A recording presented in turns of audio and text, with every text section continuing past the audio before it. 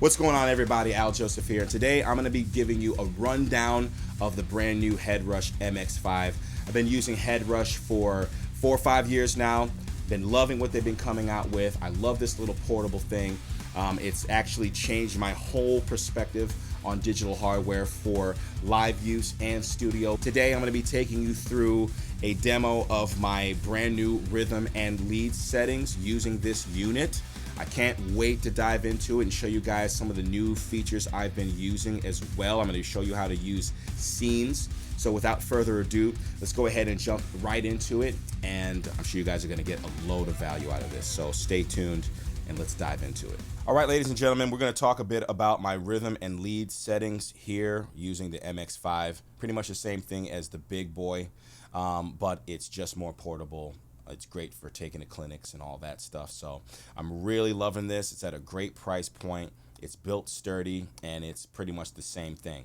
I pretty much took my settings from the big pedal board, the Headrush pedal board, the big one, and saved those settings and transferred them via USB to this unit here. And it was seamless. Can't believe the quality and just the accuracy in the sound. Okay, I feel very secure with this unit. I've been using it and recording with it, so it's awesome. So getting into this, I want to talk a bit about how I'm using another feature called scenes later on. This is a great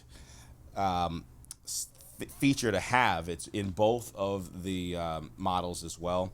So we'll go through that in a little bit. But first, let's go through the very first thing I look at here, which is my ins and my outs here, okay?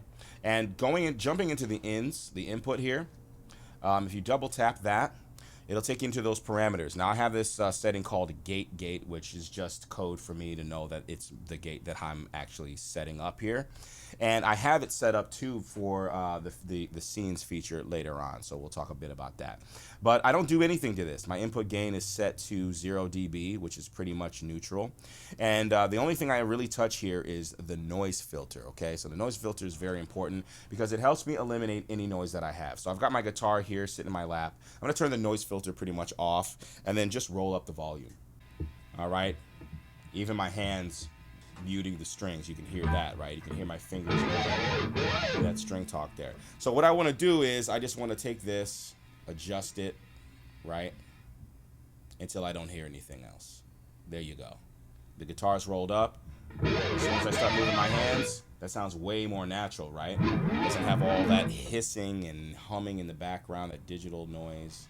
Well, I wouldn't call it digital noise, but right. So about 88, 89, 90, whatever, that's going to be my noise filter. And that's just to get rid of any of that annoying humming and things like that going on, okay? It's just more professional. It sounds professional, and it creates less work for me when I'm recording as well in the back end, right? Now, the next thing going into the pedals is my noise gate, right? So I have my noise gate set pretty tight, right? So if I go ahead and turn that off and I play this riff,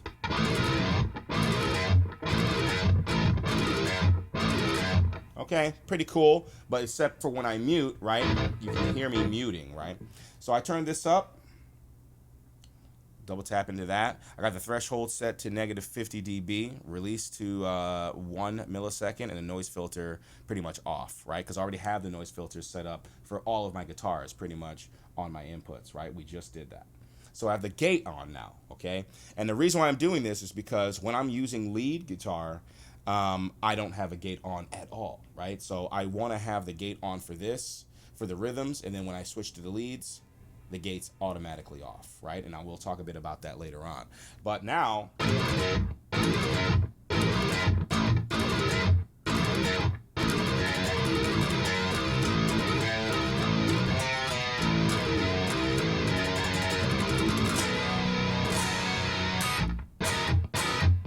all right, it's pretty tight, moderately tight, so it's a nice little medium there.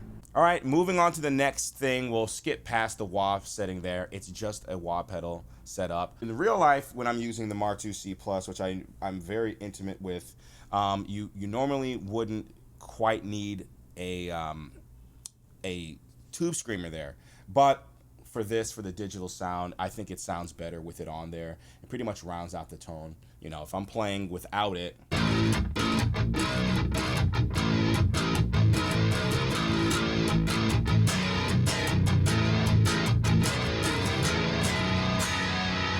I feel like the JRCOD, or the OD808, is based off of.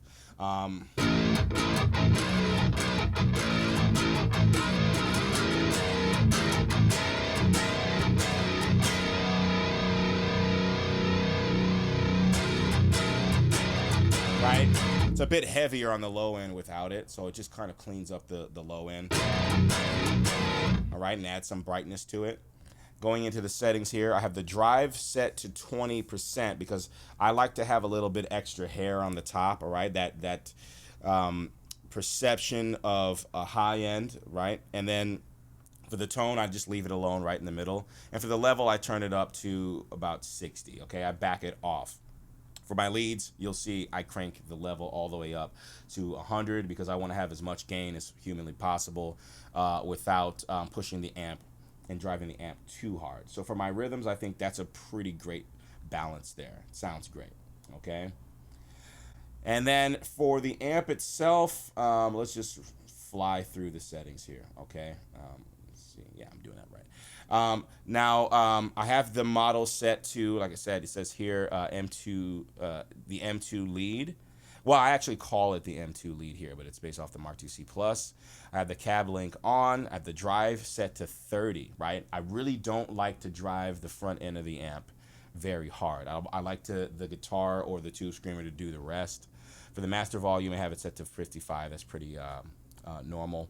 The presence is set to 60. I want to have that bite. I want to have that presence there. Treble set to 70.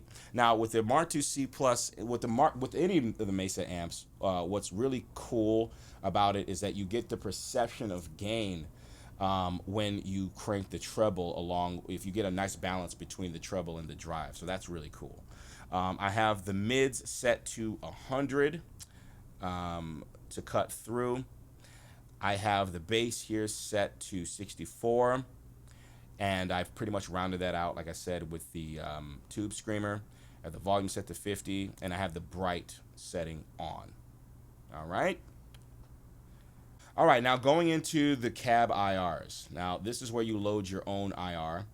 And I have this Celestion pack for the Vintage 30 pack with the 4x12s and the 2x12s. And I have my rhythm cab setting here so that I'm toggling between my lead and my rhythm setting whenever I hit the rhythm or the lead. And what I'm using here, they give you Kemper, they give you Axe effects in this pack. They give you Celestion sounds, and so many different other ones, okay? Right, so I've got Kempers here, I got Celestion, Line 6, Positive Grid's another one. Those are really good. So those are the ones I stuck with. For now, I happen to be using the Line 6 versions of what a V30 cab might sound like. It's a 4x12. I'm using a Sennheiser 421 microphone mixed with a Shure SM57, which is what I'm using for the vocals here, recording this video. So as far as the gain, I have the gain set to negative 8.7 here. That's just up to you. I don't really mess with the high cut or the low cut at all for the rhythms. And as far as the mix, I have it set to 100%, right? Because, you know, if you turn this down, let's say you turn the mix all the way off, which you're turning the cab off, you get, right? That's the sound of any preamp in real life without a cab, right? So you need to have the speaker there.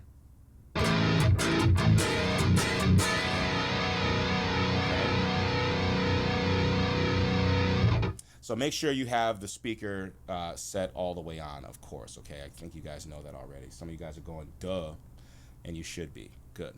All right. And here's another really cool feature that I use for my rhythm tones, which is going to be in the new pack, the new my new amp settings pack when the new song comes out, is I have a chorus set to this setting, which is great. And I've been using this for pretty much everything that I do. I record with this chorus pedal on, doing left and right tracking. It doesn't matter. It doesn't affect it that much. And I think it gives me a kind of a signature tone. So I have the chorus here going into it. I forget even what I set it at, but I have it set to what I call AJ stereo image. And what that pretty much means is I'm using this chorus pedal at a rate of 2.0 hertz here. And I think that's just the rate in which it fluctuates. So I believe that's very slow. Let me see. Right. So you can feel it starting to vibrate, right? So I don't want it to do that so much. So I want to set it, I want it a kind of like a smooth wave there, how it ebbs and flows, to the point to where you don't really notice it, but it allows me to get my stereo width image over here. I have a depth of 20%. The feedback is at 0, because again, I'm only using this to present a stereo image. When I'm on tour, playing live, or when I'm recording, I want my guitars to sound wide, right? So if I turn this off, let's say I turn this pedal off completely, right? Let's go ahead and turn it off. Here's the difference.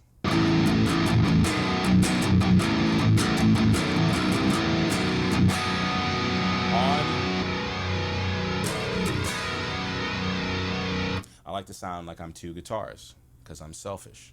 So the stereo width here, as you can see,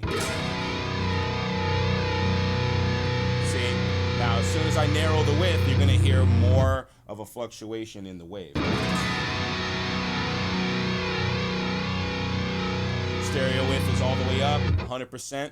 All right, so that's a little cheat code. That is very, very common for a lot of the, I would say, like old school shredders back in the day, just putting a little bit of a stereo image on there. Per Nilsson, definitely inspired me to do that. And there you go. So that's my rhythm tones. Now, moving on to the lead sound. This is a little bit different, and I'll just take you through top to bottom here. So as far as the inputs, same thing, right? Same thing. I just want to get rid of the extra buzz and the noise and the hum, okay? Hate that. I know we all hate that, right? And it's a great trade-off. I get to get dial in a lot of gain, and I don't have a bunch of noise going on, which is great. I have the gate set off, okay? All right, I like to get that off because I don't want the gate cutting off my notes, right? I want it to be tight for my rhythms, but I don't want it to cut off my lead notes, right? So going back here, it's like,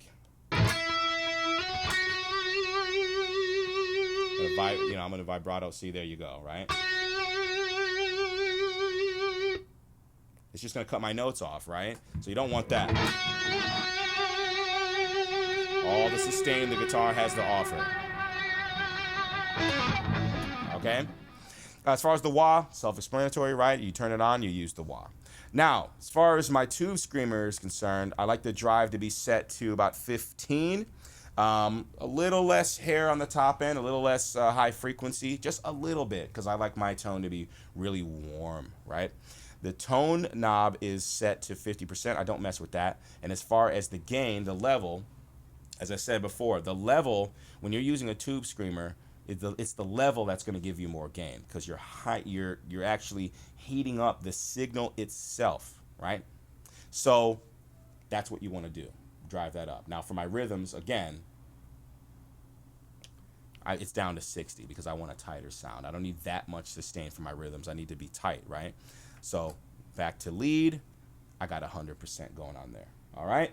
As far as the amp, we already went through that. I'll do it again just for those of you guys looking for the lead section here. Drive is set to 30. I don't like to drive the amp too much, right? Because you get too much saturation, your notes are going to be less clear.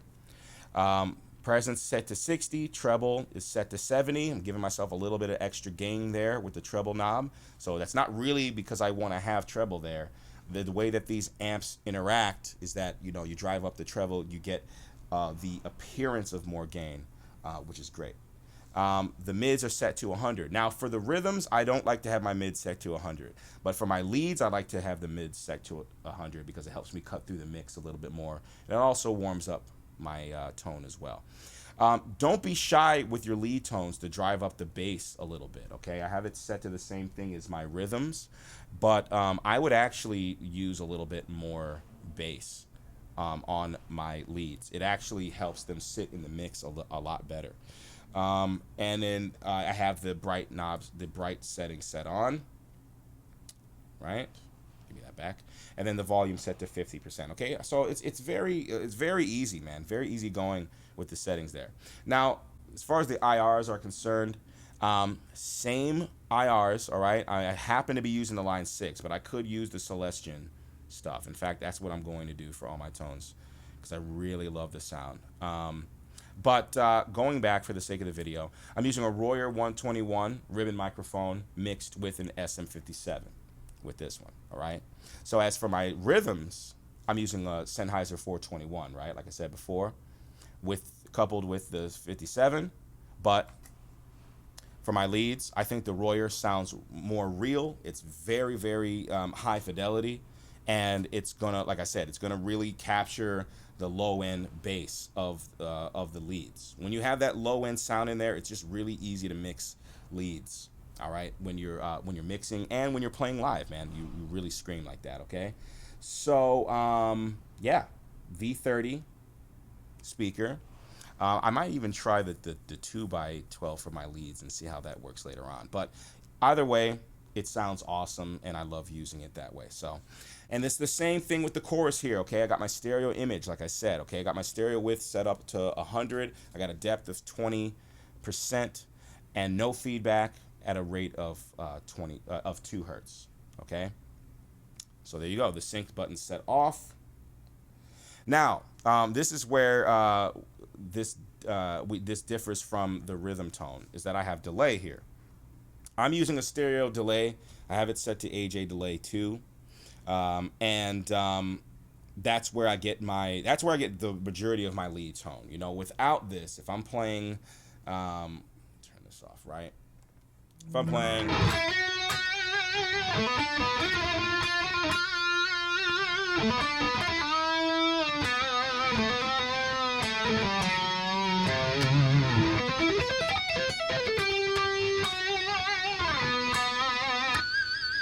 right? If I had that set off, it sounds actually really good without the delay as well. That's pretty cool. But I love having it on there, right?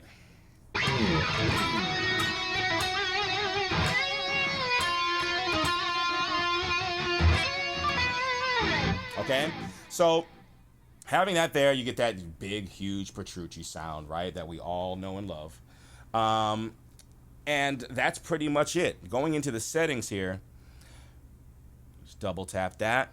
I have the left side, I believe, set to 750 milliseconds, and then I have the right side set to around 500. That's what I like to have, and that gives me like this ping pong effect.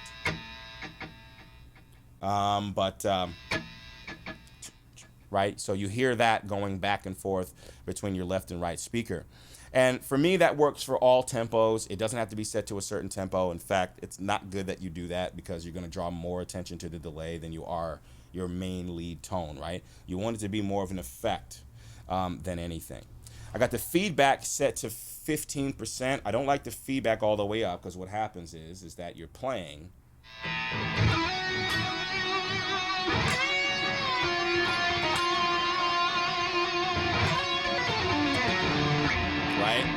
You're hearing, I mean, that's just going on and on and on forever, right? You don't want that. You do not want that, all right? It's terrible. So you want it to only, you want it to repeat about once, right? And then you want it to trail off. So you want really one really good repeat, and then you want it to trail off, all right? And I have my mix set to 20%. You know, I kind of go back. I fluctuate between 20% and 15%, maybe even 10%, as low as 10% sometimes. It just depends on the recording. But I'll leave that at 15%. The sync is off, right? You don't want this sync to any tempo. Like I said, you don't want to draw attention to the delay. That's not what the delay is for in the way that I use it. rather. The ratio doesn't really matter to me. I kind of leave that where it is. The envelope filters, I don't really touch those. I don't want any effect. I just want the sound that I want a huge sound. Moving over here, low cut, I don't really mess with any of that, okay? Stereo is on. Make sure the stereo feature is on, and make sure the tail is set on. Now, the reason why you want the tail on is because when you hit this, say you're playing something and you got to go straight to a rhythm, right? That means that it'll still give you a little bit of the last effect that you had when you toggle between, say, rhythm and lead. So if I go, you're still going to hear the tail when I go back to rhythm. So I can go back and play the rhythm part, and you're still going to hear what I played before. It just sounds more album-like if you do it that way, okay? All right, now that's the delay. Now, as for the graphic EQ, a little bit of advice I got from a homie. All I do is bump up the mid gain there about half a dB. That's it. 0.5 dB. It's going to give me a little bit more mid-range and just smoothen out my tones and help me distinguish myself from any other setting in the room or in my studio recording, okay? So that's all I use that for, and I have it on there just in case I want to do anything cool, like maybe do a section where I tap on the EQ and I've got pretty much like, say, like a high pass filter or something on there like that. A little bit for effect there, and I have that there in case I need it. But that's pretty much all I use that for, okay? So that's pretty much on for my leads and off for my rhythms. Now, another thing I do for my leads is I want them to stand out, right? So you want them to be turned up when you hit the lead setting here. So I do that in my IRs. You can do that in the gain setting on the EQ. I use it in my actual cab. So just a minor difference between the two here. Like I said, this is going to be, my rhythms are going to be a little bit quieter, right? 8.5, 8.7, 1 dB higher for my leads. I might even do one even higher than that, just depending on what the live setting is for our sound checks and whatnot. So just make sure your leads are louder. I like to get that from the cab itself. I think it sounds better, but you can do that in your EQ if you want, or you can do that in your output setting here for that. Now, I didn't do it for this situation because I'm not going between two different rigs. Now, we're going to talk a bit about scenes. Now, scenes are really cool. This is a great feature on here. What I did before is I was actually doing the same amplifier but going between different rigs. What you can actually do is program your scenes here. Now, scenes are pretty much all they are, just program settings. They just call them scenes here. So you're going to go up here to the 3 dots in the top right-hand corner, and you're going to go all the way down to hardware assign. Right here, you can see these are my 2 settings, right? I've got my rhythm and I've got my lead setting. Now, if you go into the rhythm setting, right, and you hit edit on top here, just hit edit, you can look at all of your pedal settings, and this will tell the program what to do when you hit that for rhythms or lead, right? And for me, I only have those 2 things, right? So here, as you can see for my rhythm settings here, the gate is programmed to set on. And what's also awesome here, you have this top band that says on, but you have this lower band that says no preset here. I can set that to a preset if I want, and that's where the tube screamer comes in. Now, using a real amplifier, I always wish I had this, and it's just impossible to do because it's all analog hardware. But this is beautiful because I always used to say to myself, man, I need 1 tube screamer for my rhythms. I need 1 tube screamer for my leads, right? This, you can have 2 different settings in there, and it's awesome, right? So you go here. I know that my tube screamer is going to be on, so I set it to on, and then I hit this scrolling bar down here, and I already have my settings saved for the pedals that I love to use, right? So in this case, I have a rhythm drive, and I set that to rhythm drive. So in any time that I go to my rhythm setting and I hit the rhythm button, it's going to set that one to that slight different setting. Like I said, I have 60% on that, and then when I go to my leads, I have it set to my my lead drive, and we'll go into that one in a second. Now, the amp has no change. I don't want it to change between the settings, and the cabinet's going to change as well. So I have this cab set to my rhythm cab because I know that one's going to be a bit quieter, like I said before. So that's set on there. So then all these are already set. I go back, and I go into the lead scene, and the gate is set to off because I want it off for my leads. I have the OD808 set, my 2-screamer, set to my lead drive this time. So cool. So easy to use this thing. And, it's like having, what, about 200 pounds of hardware in the back of your truck in this little chassis here. It's unbelievable. And then this is set to my lead cab here. Very simple, guys. So I just wanted to take you through that. That's how I'm using the MX5 and the Headrush pedal board. As I said before, any settings that I find between the two in different scenarios is going to help me just get the tone that I want and just dial in my own signature sound. I love this. I can, like I said, hook up the USB to this, to my computer, and just dump these files into a folder, copy that folder to my other unit, and I have the same thing set up for any scenario. I want to thank you guys for stopping by and checking out the video. I want to thank Headrush for having me and supporting me throughout the years. This is awesome. I can't wait to see what else they come out with. So stay tuned for that. There's an ocean of things I have yet to tap into between these audio units. Stay in tune for new music and new stuff from JTC. Can't wait for that as well, guys. So thanks again for stopping by, and I'll see you in the next installment. Peace.